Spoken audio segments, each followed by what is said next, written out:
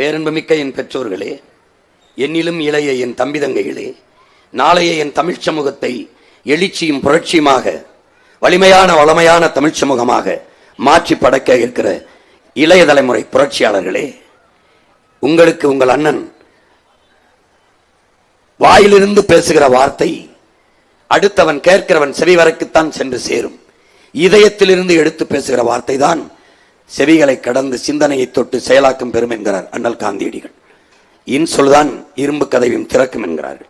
உங்கள் மகன், உங்கள் உடன் பிறந்தவன் என் இதயத்தின் அடித்தளத்தில் இருந்து ஒவ்வொரு வார்த்தைகளையும் எடுத்து உங்களுக்கு கடத்துகிறேன். நாங்கள் சுமந்து வருகிற கனவை காகிதத்தாள்களில் கடத்தினோம். படிக்கிற பழக்கம், வாசிக்கிற பழக்கம் குறைந்து போனதால் உங்களுக்கு வந்து சேரவில்லை. கருத்தியலால் கத்தி கத்தி கடத்தினோம், வந்து சேர்ந்தது குறைந்த அளவே. காட்சிப்படுத்தி இப்போது உங்கள் கண்முன்னே எங்கள் கனவுகளை கடத்துகிறோம். அதில் ஒரு துளிதான் இந்த கடலூர் மண்ணிலே. வரலாறு எங்களை வழிகாட்டுகிறது. உலகத்தில் தமிழர்களுக்கு மட்டுமல்ல, ஒவ்வொரு தேசிய இனத்திற்கும் வரலாறு தான் வழிகாட்டுகிறது. வரலாறு என்பது ஒரு இனம் கடந்து வந்த பாதையும் நடந்து செல்லும் பாதையும் தான் வரலாறு. நமக்கு மட்டுமல்ல, தமிழுக்கு மட்டுமல்ல, தமிழருக்கு மட்டுமல்ல, உலகில் உள்ள எல்லா இனங்களுக்கும் அந்தந்த இனத்தின் வரலாறு தான் வழிகாட்டுகிறது. வரலாற்றை கையில் எடுத்த இனங்கள் பாதுகாப்பாக வாழ்கிறது. வரலாற்றை மறந்துவிட்ட ஒரு இனம் சுடுகாட்டில் இறந்து கிடக்கிற பிணம் என்கிறார் ஹோசிமின். வரலாற்றில் தெளிவு வராத எந்த இனமும் எழுச்சி வர முடியாது என்கிறார் ரஷ்ய புரட்சியாளர் லெனின். புரட்சியாளர் அம்பேத்கர் வரலாற்றை படிக்காதவன் வரலாற்றை படைக்கவே முடியாது என்கிறார். இதை அறிவு சமூகம் அறிந்து கொள்ள வேண்டும். இதையெல்லாம் இவன் ஹிட்லர் கடந்த கால செய்திகளை சேமித்து வைக்கிற ஏடல்ல வரலாறு. அது நிகழ்காலத்திற்கான அடித்தளமும் எதிர்காலத்திற்கான உயிர் தொடர்பும் என்கிறான் ஹிட்லர். அப்போ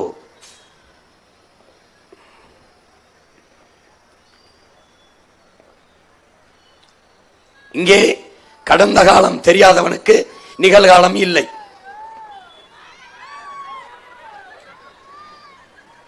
கடந்த காலம் தெரியாதவனுக்கு நிகழ்காலம் இல்லை.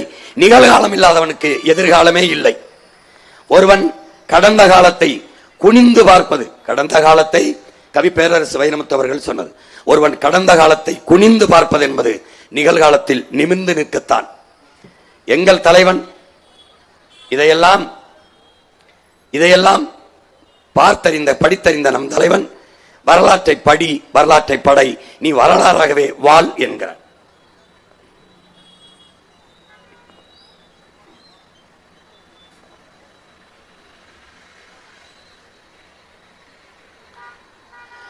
வரலாற்றை வாசிக்கும் போது, நேசிக்கும் போது நாம் எங்கு வாழ்ந்தோம், எங்கு வீழ்ந்தோம், நம் பரம்பரை எங்கு பெருமைப்பட வாழ்ந்தது, எங்கே சிறுமைப்பட்டு வீழ்ந்தது என்பதை நம்மால் அறிந்து கொள்ள முடிகிறது. வரலாறு தான் வழிகாட்டும் என்பது, படிப்பறியும் விட பட்டறிவு மேலானது என்பது உங்கள் மகன் சொல்வது முன்னாடி பலமுறை நடந்து சென்றவருக்கு தெரியும். இந்த பாதையில் எங்கே பள்ளம் இருக்கிறது, எங்கே மேடு இருக்கிறது என்பதை அவர் வழிகாட்டி செல்லும் போது பின்னாடி வருகிற பிள்ளைகளுக்கு இங்கே பள்ளம் இருக்கிறது, கொஞ்சம் தாண்டி வாருங்கள், இங்கே மேடு இருக்கிறது, கொஞ்சம் ஏறி வாருங்கள் என்று சொல்வார். இதுதான் வரலாறு வழிகாட்டுதல். இங்கே வரலாறு என்பது தலையில் கிரீடம் சுமப்பதும் பளபளக்கும் பட்டாடைகளை அணிந்து கொள்வதும் அல்ல. தழும்புகளை தடவி பார்த்து தவறுகளை திருத்திக் கொள்வதுதான் வரலாறு.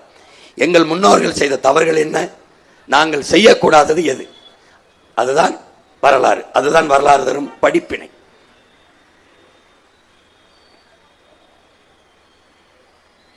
இப்போது வரலாற்றில் புறக்கணிக்கப்பட்ட மக்களாக நாம் இருக்கிறோம். நமக்கென்று வரலாறு இல்லை. புறக்கணிக்கப்பட்ட, மறைக்கப்பட்ட மக்களாக நாம் இருக்கிறோம். இதை அண்ணல் அம்பேத்கர் நமக்கு என்ன அறிவுறுத்துகிறார்?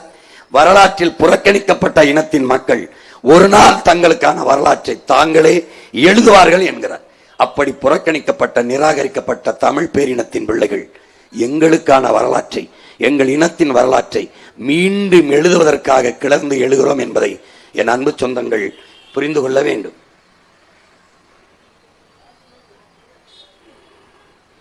இது வரலாற்றில் ஒரு பெரும் மாறுதலுக்கான ஒரு வரலாற்றில் பெரும் புரட்சி.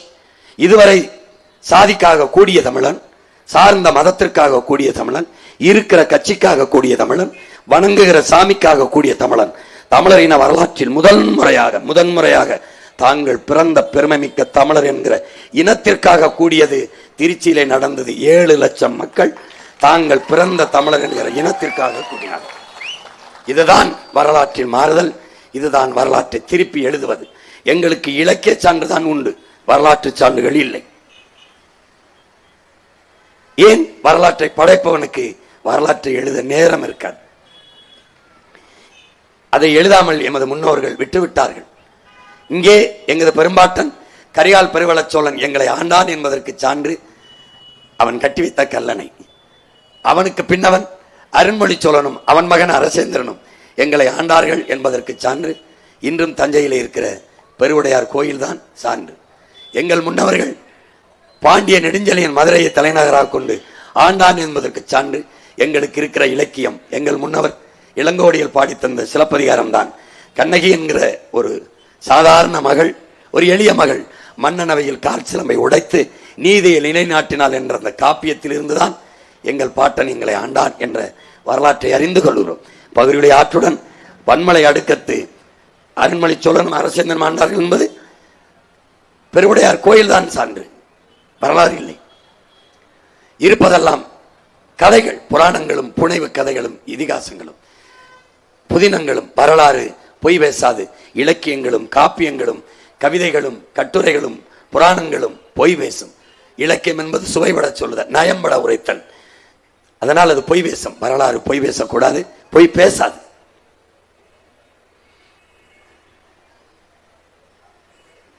ஆரிய படைகடந்த பாண்டியன் நெடுஞ்செழியன் என்பதும் தலையலங்கானத்து செருவென்ற நெடுஞ்செழியன் என்பதும் இமயத்தில் கொடிய நட்டான் இமயவரம்பன் நெடுஞ்சேராளன் என்பதும் இதெல்லாம் எங்களுக்கு இலக்கிய சான்றுதான், வரலாற்று ஆவணங்கள் இல்லை. பகுருளி ஆற்றுடன் பல்மலை அடுக்கத்து குமரி கொடுங்கொடர் கொள்ள வடதிசை கங்கை இமயமம் கொண்டு தென் திசை ஆண்ட தென்னவன் வாடி என்று இளங்கோவல் பாடி தந்த காப்பியத்தில் சான்றிருக்கிறதே ஒழிய வரலாறு இல்லை. பிறகு வடவேங்கடம் தென்குமரி ஆயிடை தமிழ் கூறும் நல்லுலக என்று தொல்காப்பியம் சொல்கிறது. அது ஒரு இலக்கண நூல். எங்களுக்கு வரலாற்று ஆவணங்கள் இல்லை, வரலாறு எழுதப்படவில்லை.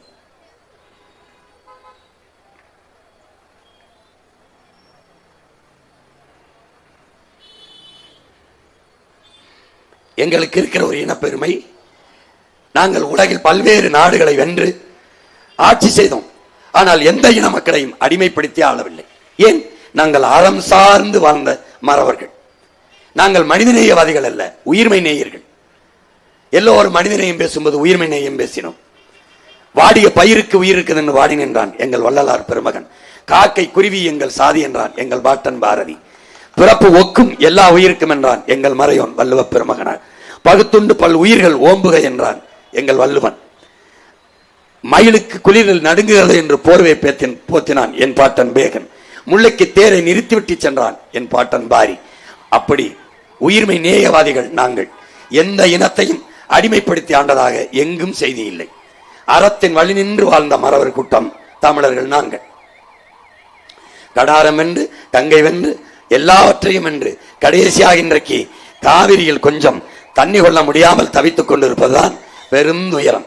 எங்கள் நிலத்திற்கு வந்த படையெடுத்து வந்த மன்னர்கள் எங்கள் முன்னவர்களை தோற்கடித்து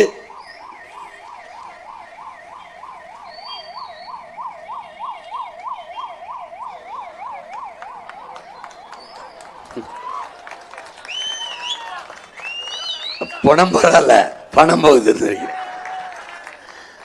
சிரிச்சுக்கிட்டு கை காட்டிட்டு போறாரு பாருங்க. நுட்பமா கடத்துவாங்க.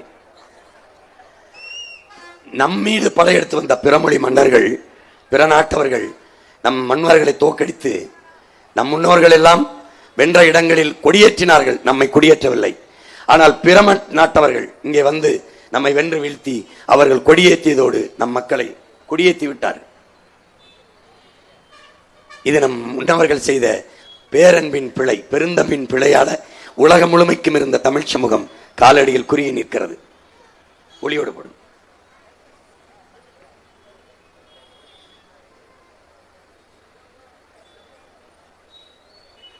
வரலை ஒளியோடு போடும்.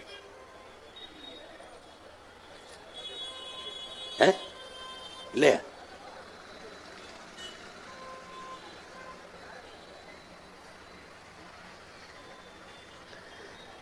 நம்முடைய தாத்தா பாவலர் ஏறு பெருஞ்சித்திரனார் நம் இனத்தின் தோற்றுவாயை சொல்றார்.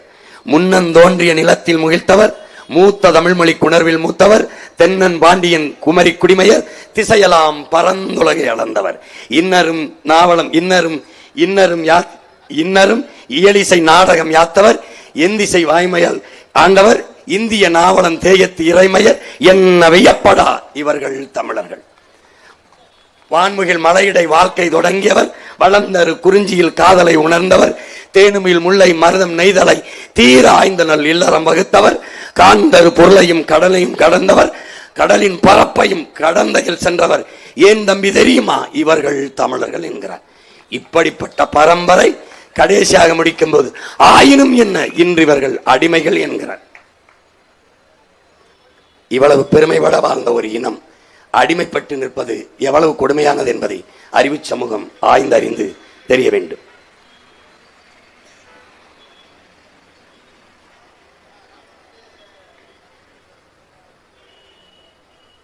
நமக்கு ஒரே ஒரு சிக்கல் தான். மார்க்ஸ் என்ன சொல்றாருன்னா, இந்தியாவின் வரலாறு என்பது என்ன என்று கேட்டதற்கு, இந்தியர் அல்லாத ஒரு ஆட்சி எழுந்ததும் வீழ்ந்ததும் தான் இந்தியாவின் வரலாறு என்கிறார். பானிப்பட்டு போர் எத்தனை முறை நடந்தது? கஜினி மோதி எவ்வளவு படையெடுத்தான்? பாபர் எப்போது வந்தார்? வெள்ளைக்காரர்கள் எப்போது படையெடுத்து வந்தார்கள்? இதுதான் நம்முடைய வரலாறு. நமக்கென்று இந்த நாட்டுக்கென்று வரலாறு இல்லை. ஆனால் தமிழர்களின் வரலாறு என்பது இந்தியர்களின் வரலாறு தான், வட இந்தியர்கள் வரலாறு தான் நமக்கான வரலாறு. அப்படிதான் இங்கே அந்த வரலாறு தான் படித்துக் கொண்டிருக்கோம். கஜினி முகமது எத்தனை முறை வந்தா? இந்த வட இந்தியரின் வரலாறு தான் நமக்கு இப்போ வரலாறா இருக்கு. அதை கவனிச்சுக்கணும். இங்க என்னன்னா, வீரன் என்றாலே மராட்டிய மன்னன் சிவாஜி தான். புத்தகத்தில் எடுத்தீங்கன்னா வீரன் அப்படின்னா மராட்டிய மன்னன் சிவாஜி, மாவீரன் சிவாஜி அப்படின்னு படிப்போம். அப்படின்னா என்ன? தமிழ் பிள்ளைகளினோட கைகளில் இருக்கிற ஏட்டில், வரலாற்று ஏட்டில் மராட்டிய மன்னன் சிவாஜி தான் வீரன். அப்போ என்னுடைய பாட்டன் பூலித்தேவன், தீரன் சின்னமலை, மருதுபாண்டி, அவங்கெல்லாம் பண்டாரவன்னியன், பெரும்படுகு முத்தரையன், அழகு முத்துக்கோன், சுந்தரலிங்கம், கட்டப்பமணி எல்லாம் வீரன் இல்லையா? இப்ப என்னன்னு பாத்தீங்கன்னா, இந்த சிவாஜி வெள்ளைக்காரனை 8 நாள் தான் சண்டை போட்டிருக்கான். ஆனால் நம்முடைய பாட்டன்கள் மானமரவர்கள் மருதுவர்கள் 8 மாத காலம் சண்டை போட்டிருக்கான். வரலாற்றில் அவனுக்கு செய்தி இல்லை, இவனுக்கு தான் செய்தி. ஏன்? அவன் தான் வரலாற்றை எழுதுறான். நம்முடைய வரலாற்றை அவன் எழுதுறான். பாத்துக்க, இவன் யாரு? சின்ன சமரசம் செஞ்சிருந்தால் வாழ்ந்திருக்கலாம். ஆனால் சரணடைந்து வாழ்வதற்கு சண்டையிட்டு சாவது மேலானது. மானத்தமிழனுக்கு மரணத்தை விட மானம் பெரிது. மண்டியிட்டு வாழ்வதிலும் மானத்தோடு சாவது மேலானது என்று தூக்கு கயிற்றை முத்தமிட்ட நமது வீர பெரும்பாட்டன் தீரன் சின்னமலை. அவனுக்கு ஒண்ணும் கிடையாது, வரலாறு கிடையாது. வீரன் தான் சிவாஜி தான். இத்தனை வீரர்கள் நம் இன முன்னோர்கள் பாத்துக்க. இத்தனை முன்னோர்கள், அழகுமுத்துக்கோன், சுந்தரலிங்கம், ஒண்டி வீரன், யார் என்பர்?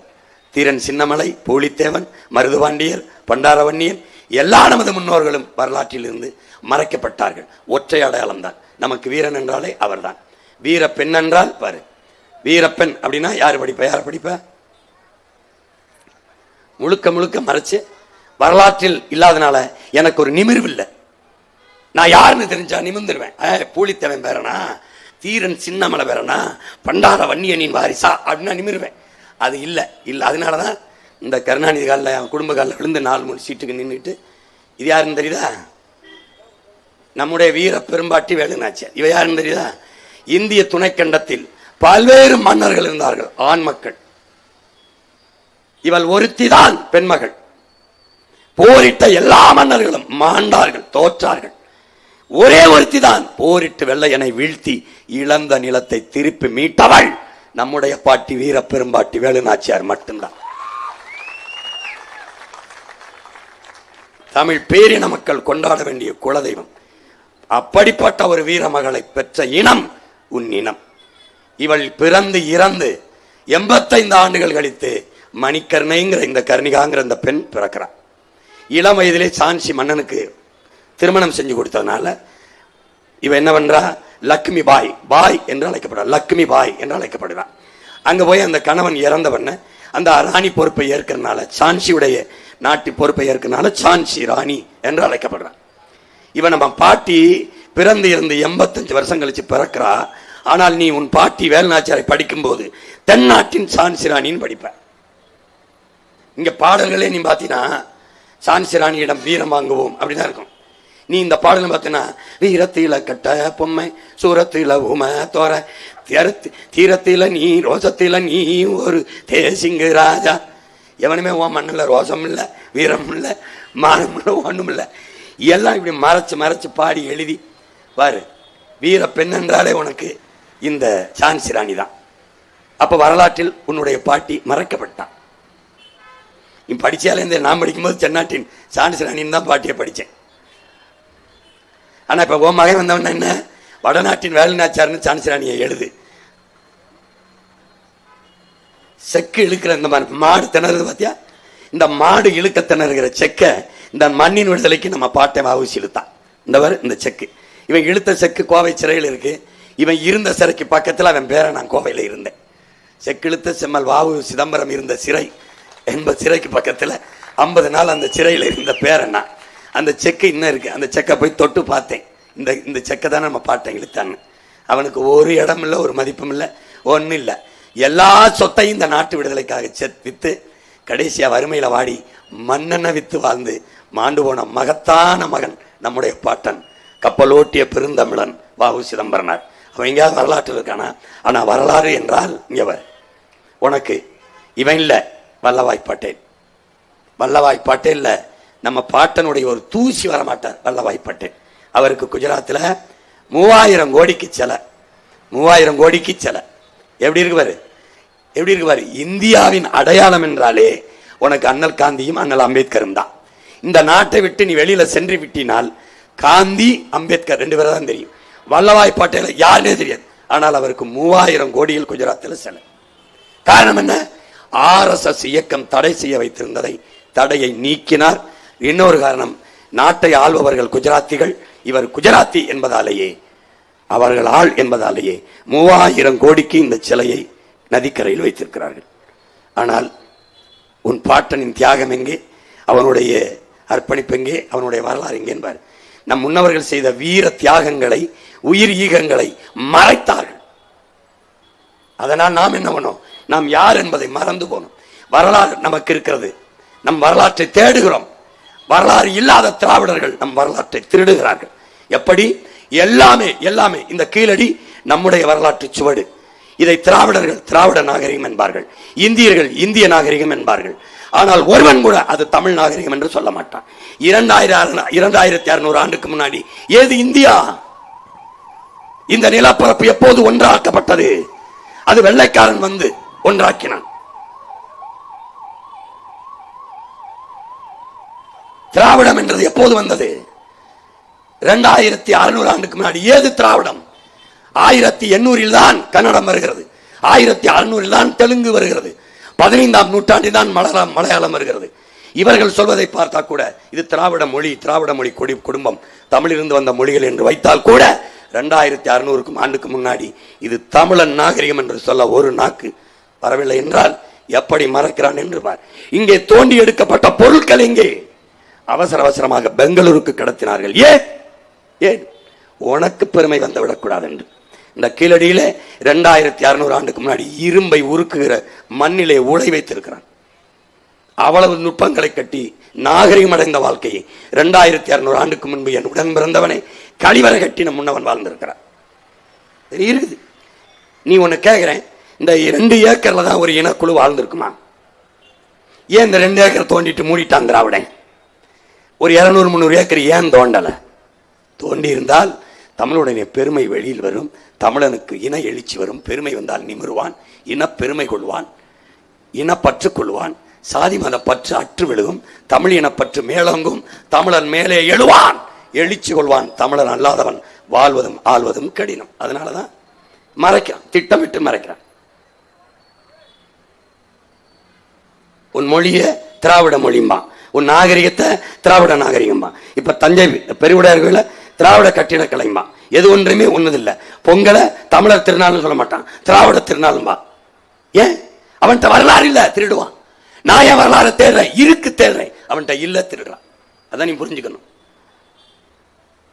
தாத்தா சிங்காரவேலர், தோழர் நம்ம தாத்தா ஜீவானந்தம், ரெட்டமலை சீனிவாசன் தாத்தா, முத்தமிழ் காவலர் கே. விஸ்வநாதன், இவன் எல்லாம் நம்ம அடையாளம். இவன் எல்லாம் நம்ம இனத்தின் பெரியார்கள். பார்த்துக்கிட்டே வா. நேரம் பத்தல, இடம் பத்தல, ஆனாலும் பார், இவனெல்லாம் நம் இனத்தின் பெரியார்கள். எல்லோருமே நம் இனம் முன்னவர்கள். ஒவ்வொருவனும் நம் இனத்தின் பெரியோர்கள்.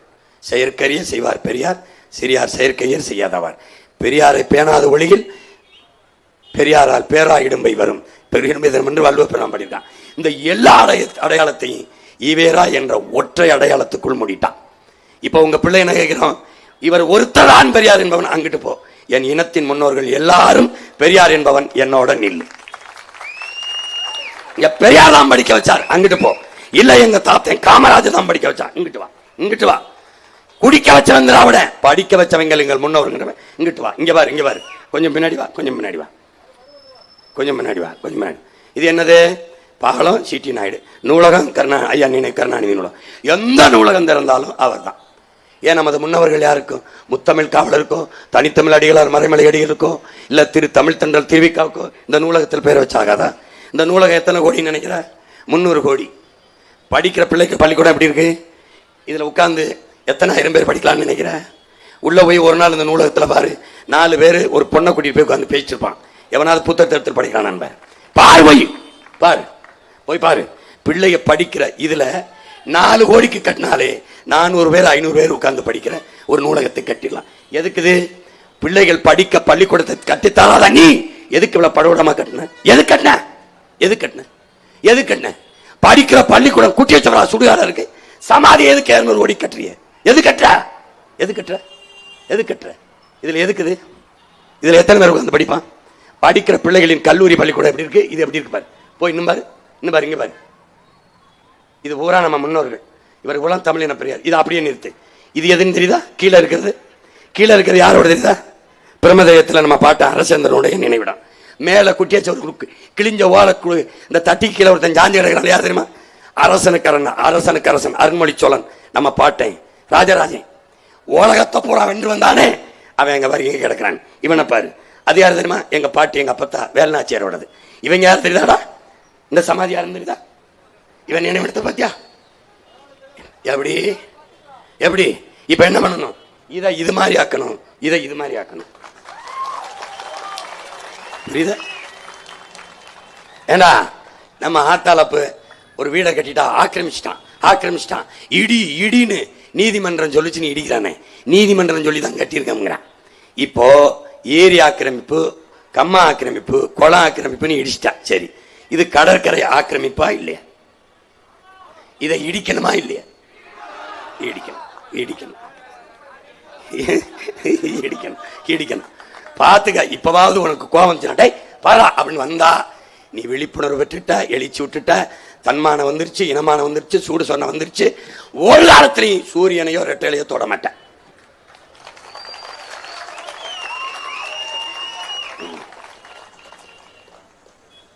பாரு, உன் முன்னோர்கள் எல்லாம் மறைக்கப்பட்டுட்டாங்க, புறக்கணிக்கப்பட்டாங்க. இப்ப மறைக்கப்பட்ட எனது இனத்தின் வரலாற்றை, என் இன வரலாறு, என் முன்னவர்களின் வரலாறு, என் மண்ணின் மக்களின் பெருமை, என் மொழியின் பெருமையை மறுபடி மீட்டு உருவாக்கம் செய்வது. வீழ்ந்து விட்ட ஒரு இனம் வரலாற்றில் இருந்துதான் மீளெழுச்சி கொள்ள வேண்டும். வரலாறு தான் ஒவ்வொரு இனத்தையும் உயிர் போட வைத்திருக்கும், உயிர் போட வைத்திருக்கும். மொழி எம் உயிர், ஆனால் வரலாறு தான் என் இனத்தை பெருமையோடு அப்படியே உயிர் போட வைத்திருக்கும். அந்த வரலாறு முக்கியம்.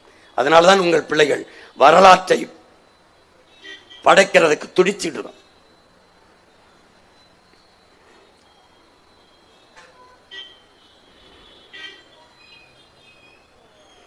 நீ எது ஒன்றையுமே சொல்ல, பெண்ணிய உரிமை ஐயா ஈவேரா தான் பெற்றுக் கொடுத்தார், படிக்க வச்சது அவர் தான். நாம ஒரு கேள்வி கேட்போம், எத்தனை பள்ளிக்கூடம் கட்டி படிக்க வச்சார்?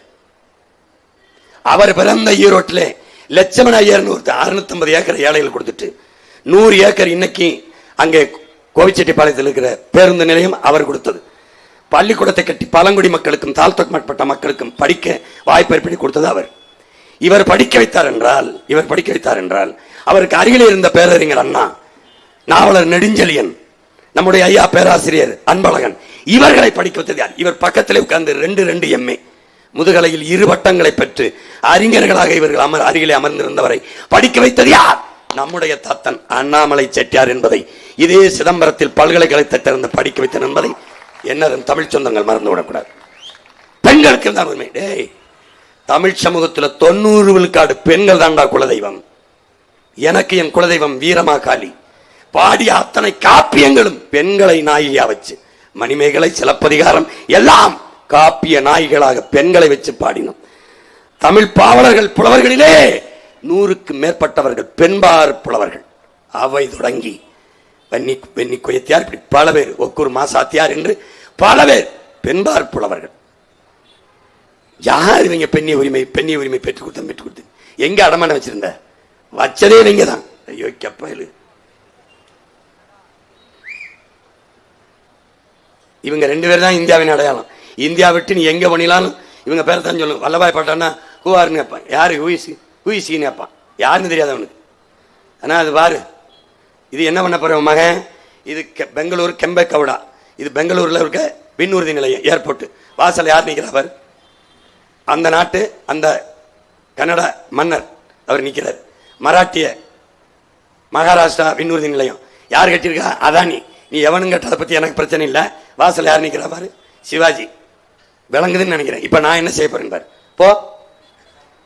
இது மதுரை. வாசல் யார் நிற்கிறா? தலையலங்கானத்து செருவென்ற பாண்டியன் நெடுஞ்செழியன். இந்த வாசல்ல நிற்பான். கீழே வச்சிருப்பேன். எவனுக்கு ஏன் சாதி வைக்கலன்னு எல்லா சாதிக்கும் ஒரே பாட்டை வந்தான். அடுத்து அங்க பாரு, திருச்சிக்கு போடா. திருச்சி 2 பேர் தான். ஒன்னு என் பாட்டை அரசனுக்கு அரசன் அருள்மொழி சோழன் சிலை வைப்பேன், இல்லைன்னா கரிகால் பெருவளத்தான் பேர வைப்பேன். எத்தனையோ மன்னர் இருந்தான், பெருவளத்தான் என்று ஏன் நான்களே. அறிவியல் தொழில்நுட்பம் வளராத காலத்திலே 2000 ஆண்டுகளில் முன்னாடி ஓடுகிற நீரை பாசனத்திற்கு தடுத்து பயன்படுத்தியவன் என்னுடைய பாட்டன். அதனாலதான் பெரும் வளத்தான் என்ற பட்டத்தோடு வழங்குறான். அவனுக்கு பின்னவன் தான் அருள்மொழி. அதனால அங்க வைக்கிறேன். அவனுக்கு என்ன, உலகில் பல்வேறு நாடுகளை வென்றான். ஆனா இவன் தான் அந்த மண்ணை வளப்படுத்தினான். திருச்சி என்றாலே என் பாட்டேன் கரிகாலம் தான். இல்ல உரையுறை தலைநகர, இல்ல கங்கை கொண்ட சோழபுரத்தை தலைநகர கொண்டாண்ட என் பாட்டேன் அரசேந்திர சோழன் சிலை வைப்பேன். எவன் எதுக்குறான்னு பாக்குறேன். வைப்பேன் வாசல்ல. சென்னை வேலை விண்ணுயிர் நிலத்தில் வெளியில வந்தீங்கன்னு வச்சுக்க, பெரிய சில விண்ணுயிரை தூக்கி எங்க பாட்டி சிலையை வச்சு, வீர மரத்தி வேலு நாச்சியார் எங்கள் பாட்டி உங்களை வரவேற்கிறார் என்று வச்சு விட்டுருவேன். வார வைக்கிற மாதிரி எப்படி வைக்கிறேன், திருப்பி எழுதிடுவேன். நீ வீழ்த்தப்பட்ட என் இனத்தின் வரலாறை தோண்டி எடுத்து மறுபதிப்பு செஞ்சு என் இன பிள்ளைகள்கிட்ட ஒப்படைச்சிருவேன். இதுதான் பிடிச்சுக்க படிச்சுக்க.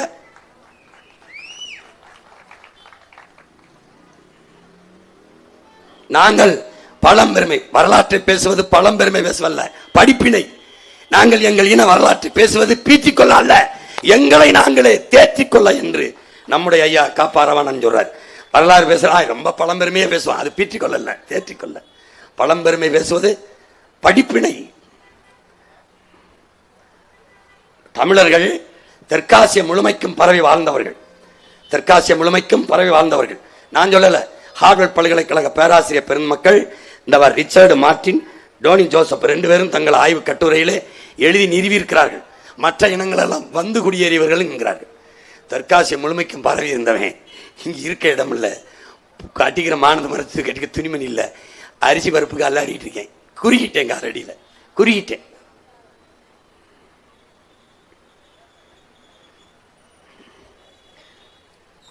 இப்போ இவ்வளவு பெருமை கொண்ட நம் இனம் எங்க விழுதுனா, தன்னின பகை, உயர்ந்த சாதி தாழ்ந்த சாதி என்ற தன்னின பகை என்ன செய்தனா, முதலில் நாகரிகம் பெற்ற இனம், பண்பட்ட இனம் போர்க்குணம் அற்று போகுது.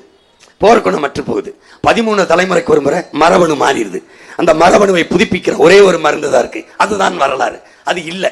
அதனால மரபணு மாறிட்டதுனால, போர்க்குணம் இல்லாதனால அந்த இனம் சிறுக சிறுக சிதைந்து அழியுது. தன்னிடத்தில் இருப்பதை விட பிறரிடத்தில் இருப்பது உயர்ந்தது என்கிற எண்ணம். வெள்ளைக்காரன் all the glitters is not கோல்டுங்கிறான், மின்னுவதெல்லாம் பொன்னல்லங்கிறான். எங்க ஆளுகள் இக்கரைக்கு அக்கறை பச்சை என்று தன்னிடத்தில் இருப்பதை விட பிறரிடத்தில் இருப்பது உயர்ந்தது என்று எண்ணி, அடுத்தவன் சீனா தயாரிக்குதா, அமெரிக்கா தயாரிக்குதா, ரஷ்யா, அந்த பொருள் நல்லா இருக்கும், அடுத்தவன் மொழியா, அது அறிவு. அது தன் மொழியை விட, தன் தாய்மொழியை விட, ஆகச்சிறந்த தன் தாய்மொழியை விட ஆங்கிலேயன் அடுத்தவன் மொழி அறிவென்று அலைந்து அழிவது காரணம் அதுதான்.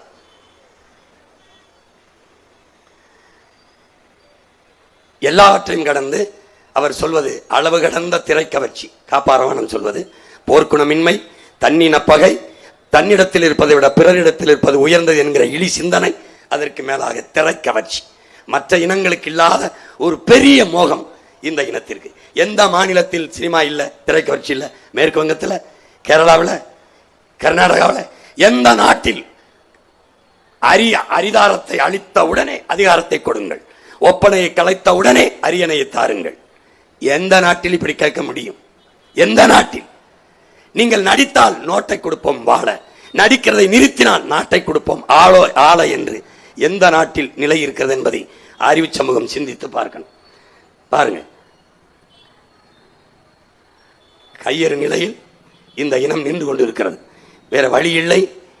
எம் இன வரலாற்றை, எம் மொழியை மீட்டு, எம் இன வரலாற்றை மீட்டு வருங்கால எமது தலைமுறை பிள்ளைகளுக்கு பாதுகாப்பாக எமது வரலாறை ஒப்படைக்க வேண்டிய தேவை, பெருங்கடமை நமக்கு இருக்கிறது. ஏனென்றால் வரலாற்றை பாதுகாத்த இனங்கள் தான் உலகிலே பாதுகாப்பாக வாழ்ந்து கொண்டிருக்கிறது. அதனால் அடிமை சாவினும் அடிமை வாழ்வினும் உரிமை சாவு மேலானது என்று வாழ்ந்தவர்கள், மண்டிட்டு வாழ்வதை விட மானத்தோடு மரணிப்பது மேலானது என்று வாழ்ந்தவர்கள் நமது முன்னவர்கள். அதனால் வரலாற்றை மீட்டு அடுத்த தலைமுறைக்கு கடத்துவோம். என் அன்பு பெற்றோர்களை பாருங்கள், தமிழர்கள் எப்படிப்பட்ட மரபில் வந்தவர்கள் என்று. நான் அந்த ஜல்லிக்கட்டு, இது ஜல்லிக்கட்டு இன்று, அன்று ஏறுதழுவுதல். நாயக்க மன்னர்களின் ஆண்டபோது கொம்புகளில் சல்லிக்காசுகளை கட்டிவிட்டதால் அது சல்லிக்கட்டு என்று மருவி விட்டது. இந்த காலை அடக்குவது பண்டை காலம் தொட்டு 5000 6000 ஆண்டுகளாக இது நம்மோடு இருக்கிறது. அதனால் கொல்லேற்று கோடஞ்சுவானை மறுமையும் புல்லாலே ஆயமகள் என்று சங்க இலக்கியத்தில் பாட்டு இருக்கிறது. காலை அடக்க அஞ்சுகிற ஆண்மகனை அடுத்த பிறப்பில் கூட திருமணம் செய்து கொள்ள மனமுடிக்க வேண்டும் என்று ஆயமகள் 1000 மகள் எண்ண மாட்டாள் அப்படிங்கிற பாடல். காளையை ஜல்லிக்கட்டு நடத்துறோம் ஏறுதழுவுதல. அந்த பிடிபட்ட மாட்டை வித்துருவான், பிடிபடாத அந்த காளையை இனப்பெருக்கத்துக்கு வைப்பான். அடுத்து பாரு, கிடா சண்டை போடுவான், தோட்ட கிடாயை கரியாக்கிடுவான், வித்துருவான். வென்ற கிடாயை வச்சுக்கிடுவான் இனப்பெருக்கத்துக்கு. சேவல் சண்டை விடுவான், தோற்ற சேவலை கரியாக்கி சாப்பிடுவான், வென்ற சேவலை நிக்க வைப்பான் இனப்பெருக்கத்து. எதுக்கு? மாட்டிலும் ஆட்டிலும் சேவலில் கூட வீரத்தை அடுத்த தலைமுறைக்கு கடத்திய பரம்பரை. இப்போ உன் வீரம் எங்கே இருக்கிறது? வரலாற்றில். அந்த வரலாற்றை அடுத்த தலைமுறைக்கு கடத்தவில்லை என்றால் நாம் வீழ்ந்த மக்கள் எழுந்ததாக செய்தி வராது, செய்தி வராது.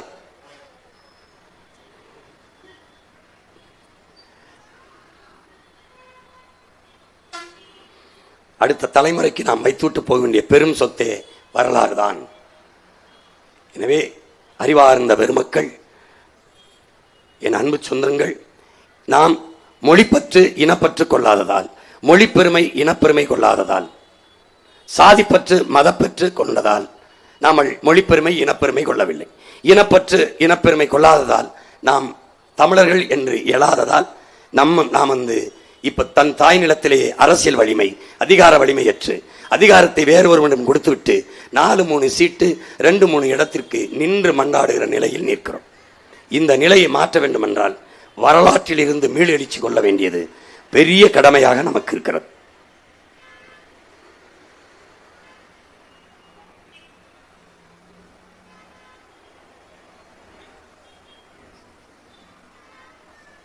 நம் இன வரலாற்றை நாம் எல்லோரும் சேர்ந்து மறுபடியும் மீள் கட்டமைப்பு செய்து வருங்கால தலைமுறைக்கு பெரும் சொத்தாக விட்டுவிட்டு செல்ல வேண்டும் என்று உங்கள் அன்பு மகன் அன்போடு கேட்டுகிறேன். வரலாற்றை படிப்போம், வரலாற்றை படைப்போம். வரலாறு தான் நம் இன வழிகாட்டி. இதை தேர்தல் நேரத்தில் ஓட்டை கேட்காமல் இதையை போட்டு காட்டிக் கொண்டிருக்கிறான் எங்கு நின்று நினைக்கலாம். இதெல்லாம் தெரியாது. எனக்கு நீங்கள் வாக்கு போட்டு பயனில்லை. நான் ஓட்டுக்காக நிற்பவனாக இருந்தால் இதை போட்டு காட்டியிருக்க மாட்டேன். இந்த நாட்டுக்காக நிற்கிற மகன் என்பதால் தான் இதை காட்டுகிறேன். இது என் அப்பா, என் சித்தப்பா, பெரியப்பாவுக்கு இல்லை, எனக்கும் கீழே இருக்கிற என் தம்பி தங்கைகளுக்கு, எனக்கும் பின்னே வருகிற என் உடன் பிறந்தார்களுக்கு, இனி நாளைய தமிழ் சமூகத்தை மாற்றி படைக்க இருக்கிற இளைய தலைமுறை புரட்சியாளர்களுக்கு இதை போட்டு போட்டு காட்டுகிறேன். ஏனென்றால் வரலாறு தான் என் இனத்தை உயிர்ப்போடு வைக்கும், வழிகாட்டும். இது நாங்கள் ஒவ்வொன்றிலும் மாறுதலை செய்ய துடிக்கிறோம். உங்கள் பிள்ளைகள் வேளாண்மையை முன்னிறுத்தி தற்சார்பு பசுமை தாய்மை பொருளாதாரத்தை உங்கள் மகன் கட்டமைக்கிறேன். படித்தவர் படிக்காதவர் அனைவருக்கும் வாழ்விடத்திலே அரசு வேலை கொடுக்கிறேன். இதே கடலூரிலே அரசு வேலை கொடுப்பேன். இங்கே இருக்கிற வீர நாராயணன் ஏரியை தூர்வாரி, சிறு கடல் அது. எங்க ஊர் ராமேஸ்வரத்திலிருந்து மன்னாருக்கு, தலைமன்னாருக்கு 16 கிலோமீட்டர் இருந்தால் கடல் தூரம். இது 16 கிலோமீட்டர்ல நம்ம பாட்டன் கட்டிய ஏரி, ஒரு சிறு கடல். கடலூர் அதிக மழைப்பொழிவு பெறுகிற ஒரு நிலம், தாழ் நிலம். இந்த நீரை அங்கே சேமித்தாலே காவிரி படுகைக்கு என்னால் தண்ணீரை கொண்டு போக முடியும். எப்படியெல்லாம் நீரை சேமித்து நீர்வளத்தை பெருக்கி பசி என்கிற சொல்லில்லாது ஒழித்து வேளாண்மை அரசு பணியாக மாற்றி ஆடு மாடு வளர்த்தலை, பட்டுப்பூச்சி வளர்த்தலை, நெசவு செய்தலை, நாட்டுக்கோழி வளர்த்தலை, தேனீக்கள் வளர்த்தலை எல்லாம் அரசு பணியாக எப்படி மாற்றி வாழ்விடத்திலே வேலை கொடுக்கிறேன் என்பதை ஒவ்வொரு ஊரிலும் போட்டு காட்டிக்கொண்டே வருகிறேன். இந்த ஊருக்கு, கடலூருக்கு நம்ம என்ன வரலாற்றை காட்டுவோம் என்று நினைத்தோம், காட்டுகிறோம். வெவ்வேறு ஊர்களில் போட்டு போட்டு காட்டி வருகிறோம். பாருங்கள், சரியாக இருந்தால் ஏற்றுக்கொள்ளுங்கள், இல்லை என்றால் விட்டுவிடுங்கள். எல்லோரும் எடுத்து வைக்கிற இந்த தேர்தல் களத்திலே வைக்கிற கருத்துக்களை கேளுங்கள். இலவசத்தை தாண்டி 1500 பணத்தை தாண்டி ஆக்கப்பூர்வமான திட்டம் இருக்கிறதா பாருங்கள். உங்கள் பிள்ளைகள், நாங்கள் சொல்கிறோம், உலக தரத்திற்கு கல்வி. உலகத்தில் முதல் தரம் என்பது பின்லாந்து, 2வது தென்கொரியா, 3வது சிங்கப்பூர். இது 3ஐயும் தாண்டிய கல்வியை தனியார் முதலாளிகள்கிட்ட என்ன தரத்திற்கு இருக்கிறது என்று எண்ணுகிறீர்களோ அதை தாண்டிய தரத்திற்கு என் நாட்டு செல்வங்களுக்கு தரமாக, சமமாக, தரமாக உன் பிள்ளை கல்வியை கொடுப்பேன். 1 ரூபாய் கட்டணம் இல்லாமல், 1 ரூபாய் கட்டணம் இல்லாமல். உங்கள் மகன் வந்தவுடனே முதல் கையெழுத்து முதலமைச்சர் கையெழுத்து, இல்லை என்றால் செல்லாது. 2வது கையெழுத்து கல்வி மானுட உரிமை, கொடுக்க வேண்டியது அரசின் கடமை, அதை கொடுக்காமல் இருப்பது மாபெரும் கொடுமை. பெற்றுக் கொடுங்கள் பிள்ளைகளை, கற்றுக் கொடுக்கிறோம் நாங்கள். பிள்ளைகள் உங்கள் வீட்டின் செல்வங்கள் அல்ல, நாட்டின் செல்வங்கள். முதல் கையெழுத்து. அடுத்தது மருத்துவம் ஒரு மகத்தான சேவை, அது என் மக்களுக்கு தேவை. நாட்டின் பிரதம அமைச்சர், முதல் குடிமகள் ஜனாதிபதி அல்லது முதலமைச்சருக்கு என்ன தரத்தில் மருத்துவம் கிடைக்குமோ அது கடலூரில் கடைகோடி மகனுக்கும் மகளுக்கும் கிடைக்க செய்வேன். அதுதான் சரியான ஜனநாயகம். அது சிறந்த மருத்துவத்தை உலகத்தரத்திற்கு அப்போலோ கின்லே, அப்போலோ காவிரி, எம்ஜி ராமச்சந்திரா மருத்துவமனையில் என்ன தரத்திற்கு கிடைக்கிறது என்று நீங்கள் நினைக்கிறீர்களோ அதை தாண்டி சரியாக, சமமாக, தரமாக மருத்துவம். 2வது கையெழுத்து. 3, உலக உயிர்களின் உயிர்ப்பாலாக இருக்கிற நீர். தண்ணீர் விற்பனை பண்டம் அல்ல, தடை. மீறி வித்தால் சிறையில் அடை. பிறகு எல்லா உயிர்களுக்கும் தண்ணீர் கிடைக்க செய்வேன்.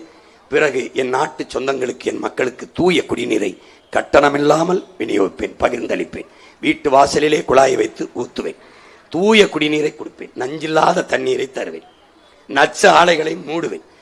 அதை மூடிவிட்டு மாற்று நிலமும் வளம் சார்ந்த தொழிற்சாலைகளை தொடங்கி அதே வேலை வாய்ப்பை அரசு வேலையாக உங்கள் மகன் தருவேன். எப்படி தருவேன் என்று காட்சிப்படுத்தி காட்டியிருக்கிறேன், பாருங்கள். அச்ச ஆவணத்தில் கொடுத்திருக்கிறேன். மக்களரசு.com, நாம் தமிழர் கட்சி என்று தட்டி பாருங்கள், தெரியும். இது 3ஐத்தான் இலவசம். இலவசம் என்ற சொல்லை உச்சரிக்க என் நாக்கு கூசுகிறது. கட்டணம் இல்லாமல் தருவேன். மற்ற எல்லாம் இலவசம், எதுவும் கிடையாது. ஓசி பஸ் ஓட்ட வந்தவன் அல்ல உன் மகன், உன் உடன் பிறந்தவன். ஏசி பஸ் தாரேன், உரிய கட்டணத்தை கொடுத்து போ. மாணவர்களுக்கு இலவச பஸ் பாஸ் கிடையாது. கல்வி, தரமான கல்வி தரமா கொடுக்குறேன். அங்கே போய் படி. பஸ்ஸுக்கு கட்டணம் கொடுத்து போ. புரியுதா? கட்டணம் கொடுத்து போ, கட்டணம் கொடுத்து போ. பிறந்தவன பிள்ளைக்கு மோதிரம் போடுற மாமே அண்ணன் இல்லை நான். புரியுது? என் அக்கா தங்கச்சி என்ன பண்ணுவேன், பிரசவத்துக்காக செலவு, அதை அரசு பாத்திரம் 1 ரூபா கட்டணம் இல்லாம அந்த செலவு மிச்சம். அதை வச்சு 1 பவன் 2 பவனோட நீ மோதிரம் போட்டுக்க, நீ கிளம்பு. தாலிக்கு தங்கம்லாம் தரமாட்டேன், தங்க மாட்டேன். இவனை மாதிரி தாலிக்கு தங்கத்தை கொடுத்துட்டு குடிக்க வச்சு தாலி இருக்க மாட்டேன், தூக்கிடுறேன். என்ன தருவேன் கேளு, என்ன தருவேன் கேளு. உனக்கு படிப்புக்கேற்ற வேலை, படிக்கலையா அப்பவும் வேலை, வேலை கொடுக்குறேன், சம்பளம் கொடுக்குறேன். அதை வச்சு நீ கட்டிக்க போற பெண்ணுக்கு 1 பவன்ல 9 பவன்ல கூட தாலி போடு, அதுதான் தருவேன். நீ தற்சார்பு கொண்டு தன்மானத்தோடு உன் காலில் நின்று தலை நிமிர்ந்து வாழ்கிற வாழ்க்கையை தாரேன். எதன் பொருட்டும் என் இன சொந்தங்களை எதற்காகவும் கையேந்த வைக்க மாட்டேன். ஏனால் நான் உன் மகன். என் ஆத்தால் அப்பனும் என் அண்ணனும் தம்பியும் கையேந்துவதை நான் பார்க்க சகிக்கல. அதனால்தான் இதை ஒழிப்பேங்கிறேன். வேற என்ன உனக்கு வேணும் கேளு, வேற என்ன வேணும் தாரேன். வேற என்ன வேணும் எல்லாம் நான் கொடுக்குறேன். பசிங்கிற சொல்லு இல்லாமல் ஒழிக்கிறேன். நானே வேளாண்மை செய்கிறேன், கடலூர்ல வேளாண்மை செய்கிறேன். நிலத்துக்கு எங்கே போவேன், மக்கள்கிட்ட ஒத்தி கெடுப்பேன். குத்தகைக்கு 30 ஆண்டுகளுக்கு லீஸுக்கு அதுக்கான விலையை கொடுத்துருவேன். சொத்து பத்திரம் அவன்கிட்ட தான் இருக்கும், உரிமை அவன்கிட்ட தான் இருக்கும், பட்டா அவன்கிட்ட தான் இருக்கும். 30 ஆண்டுகளுக்கு கரும்பு கடலூர்ல என்ன வரும்னு மண்ணாய்வு செய்வேன், அறிஞர்கள் வச்சிருப்பேன். இங்க வாழை வரும், போடுவேன் 2000 ஒரு ஏக்கர்ல வாழை. வாழையிலிருந்து தொழிற்சாலை வேலை, கரும்பிலிருந்து தொழிற்சாலை வேலை, தென்னையிலிருந்து பனையிலிருந்து மூங்கிலிருந்து, எருக்களஞ்செடியிலிருந்து, கத்தாழையிலிருந்து, கடலையிலிருந்து, எள்ளிலிருந்து, பருத்திலிருந்து, எல்லாவற்றிலிருந்தும் உனக்கு அரசு வேலை. இப்ப நான் உன்கிட்ட கேட்கிறேன், உனக்கு பிள்ளைய நான் படிக்க வச்சிட்டேன், ஆத்தளப்புக்கு முடியல, உனக்கு முடியல, வைத்தியம் பார்த்தேன், குடிக்க தண்ணி கொடுத்துட்டேன், நான் ஒரு 10,000 சம்பளம் கொடுக்குறேன், நீ செலவு பண்ணிடுவியான்னு கேட்டு. உனக்கு என்ன செலவு இருக்கு? நானே விவசாயம் பண்றேன், நானே மாடு பண்ண வச்சிருக்கேன், பால் கொடுத்துருவேன், நாட்டுக்கோழி வச்சிருக்கேன், முட்டை கொடுத்துருவேன், காய்கறி கொடுத்துருவேன், தக்காளி கொடுத்துருவேன், எண்ணெய் கொடுத்துருவேன், எல்லாம் கொடுத்துருவேன், தரமாக கொடுத்துருவேன், நஞ்சு இல்லாமல் கொடுத்துருவேன். எப்படி கொடுத்துருவேன்? உன் ஊரில் வச்சே கொடுத்துருவேன். எப்படி? குறிஞ்சி, முல்லை, மருதம், நெய்தல், அங்காடி என்று அரசு அங்கங்கே கடைகளை திறந்துருவேன். ஏன்னா நம்ம வரும்போது ரேஷன் கடையை மூடிடுவான். அவன் உணவு மானியத்தை துண்டிக்க சொல்றான். இந்த ரேஷன்ல இருக்கிற உளுத்து போன அரிசியெல்லாம் சாப்பிட்ற நிலைமைக்கு உனக்கு வைக்க மாட்டேன். எல்லாத்தையுமே நம்ம செய்யலாம். வேற ஒரு கனவு, அந்த கனவு தேசத்தை படைக்க நீங்க ஒன்னும் செய்ய வேண்டாம். ஒரே ஒரு ஓட்டை விவசாயிக்கு போட்டுருங்க. ஒரே ஒரு ஓட்டை நீங்க விவசாயிக்கு போட்டுருங்க. அவ்வளவுதான். ஒன்னும் நீங்க செய்ய வேணாம். எனவே என் அன்பு சொந்தங்கள், என் அருமை பெற்றோர்கள், என் உயிரினுமிலேயே உடன் பிறந்தார்கள். திமுகவுக்கு உதயசூரியனுக்கு, அதிமுக ரெட்டலைக்கு, தாமரைக்கு, கைக்கெல்லாம் வாக்கு செலுத்தினீர்கள். அவர்கள் வென்றார்கள், எம்எல்ஏ ஆனார்கள், எம்பி ஆனார்கள், மந்திரி ஆனார்கள். நீங்கள் தோற்று போனீர்கள் 60 ஆண்டுகளாக. முதன்முறையாக விவசாயிக்கு வாக்கு செலுத்தி நீங்கள் வெற்றி அடையுங்கள் என்று உங்கள் மகன் அன்போடு உங்களை வேண்டுகிறேன்.